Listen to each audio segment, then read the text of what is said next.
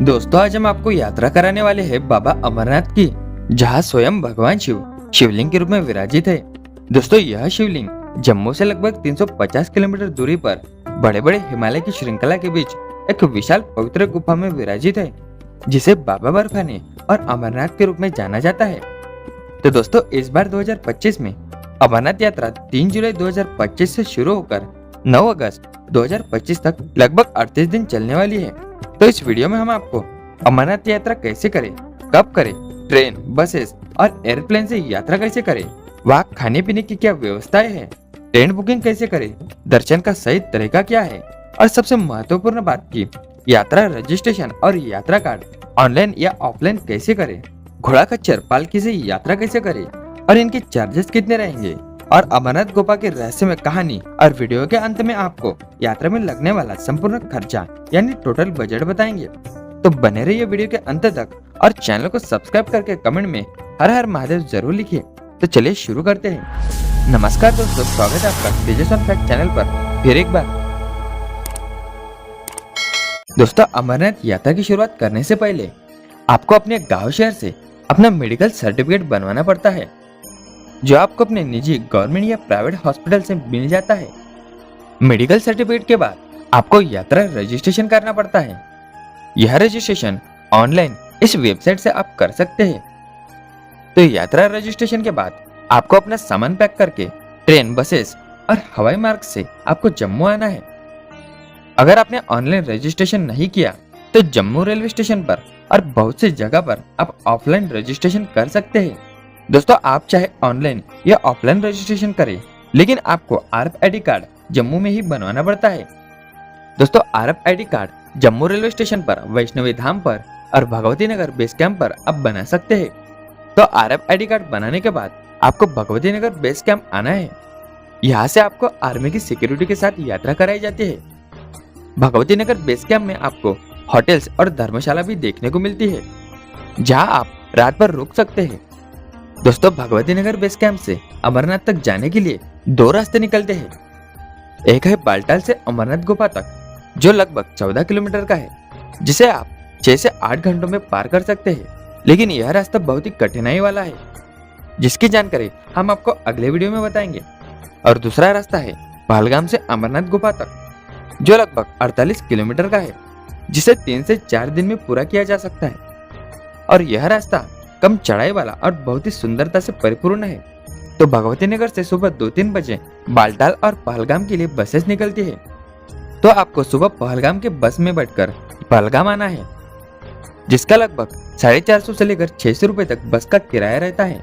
दोस्तों, पहलगाम से आपको टैक्सी में बैठकर चंदनवाड़ी आना है, जो लगभग 200 से 500 रुपए प्रति व्यक्ति किराया ले सकते हैं। चंदनवाड़ी से ही आपकी पैदल यात्रा शुरू होती है, जो लगभग 32 किलोमीटर की है। चंदनवाड़ी बेस कैंप से आपका सामान और यात्रा कार्ड का वेरिफिकेशन होता है, और यहाँ पर भी आपको रहने के लिए टेंट मिल जाते हैं। तो चंदनवाड़ी से पैदल यात्रा शुरू करके अगला पड़ाव है पिसू टॉप। पिसू टॉप में अच्छी खासी ऊपर की चढ़ाई देखने को मिलती है। पिसू टॉप में आपको फ्री में लंगर भी मिल जाता है। पिसू टॉप से आगे है जोजीबल, और उसके आगे आता है नागाकोटी या नागिन टॉप। तो नागिन टॉप से आगे चलने के बाद अगला मुख्य पड़ाव है शेषनाग, जो चंदनवाड़ी से लगभग 13 किलोमीटर की दूरी पर स्थित है। यहाँ पर आपको शेषनाग लेक देखने को मिलती है। कहते हैं भगवान शिव ने अमरनाथ गुफा में जाने से पहले शेषनाग को यहाँ त्यागा था। इसके आपको दर्शन जरूर करना चाहिए। तो यहाँ पर शेषनाग चेक पोस्ट भी बनी हुई है। अगर आप दोपहर 2 बजे से पहले शेषनाग चेक पोस्ट पर आते हो तो आपको आगे की यात्रा के लिए मंजूरी मिलती है, और अगर आप 2 बजे के बाद आते हो तो आपको यहाँ पर ही रुकना होता है। यहाँ पर रुकने के लिए टेंट देखने को मिलते हैं, जो आपसे 600 रुपए प्रति व्यक्ति किराया लेते हैं। और यहाँ पर भी आपको भंडारा मिल जाता है, और ऑक्सीजन की सुविधाएं भी यहाँ पर देखने को मिलती है। तो शेषनाग से आपको सीधी ऊपर की चढ़ाई करते हुए महागुना स्टॉप या गणेश टॉप आना है। गणेश टॉप के बाद अगला पड़ाव है पौषपत्री। दोस्तों, पौषपत्री में यात्रा का सबसे बड़ा भंडारा दिखाई देता है। यहाँ पर भंडारे का आनंद लेकर आपको आगे पंचतरनी आना है। शेषनाग से पंचतरनी 14 किलोमीटर की दूरी पर स्थित है। पंचतरनी में हेलीपैड भी बना हुआ है। आप बालटाल और पहलगाम से पंचतरनी तक हेलीकॉप्टर से यात्रा कर सकते हैं। अब इनके किराए की बात करें तो बालटाल से पंचतरनी तक एक साइड का 2500 से 3500 रुपए और जाने आने का 5000 से 6000 रुपए प्रति व्यक्ति किराया रहता है। और पहलगाम से पंचतरनी तक एक साइड का 4500 से लेकर 6000 रुपए तक और दोनों साइड का 10,000 से लेकर 12,000 रुपए तक किराया ले सकते हैं। इसके अलावा यहाँ पर बेस कैंप भी लगे हुए हैं जहाँ आप 700 रुपए प्रति व्यक्ति किराया देकर विश्राम कर सकते हैं। अगर आप शाम 4 बजे से पहले पंचतरनी आते हैं तो आप उसी दिन अमरनाथ जी के दर्शन कर वापस आ सकते हैं या फिर पंचतरनी में रात का विश्राम लेकर सुबह सुबह दर्शन के लिए आगे बढ़ सकते हैं। तो दोस्तों पंचतरनी से 3 किलोमीटर आगे चलने पर आता है संगम, जहाँ पर बालटाल और पहलगाम यह दोनों रास्ते आकर मिलते हैं। संगम से पवित्र गुफा लगभग 3 किलोमीटर की है। इस रास्ते में चढ़ाई तो बिल्कुल भी नहीं है, लेकिन ज्यादा खतरा घोड़े खच्चरों का है। इसलिए हमारी एक राय है कि आप रास्ते में पहाड़ वाली साइड से ही चले, क्योंकि यहाँ से गुफा तक काफी भीड़ देखने को मिलती है। पूरा ट्रैक पालकी और घोड़े वाले कवर कर लेते हैं। इसलिए आप पैदल यात्रा करना चाहते हो तो पालकी और घोड़े खच्चरों से दूरी बनाकर चले।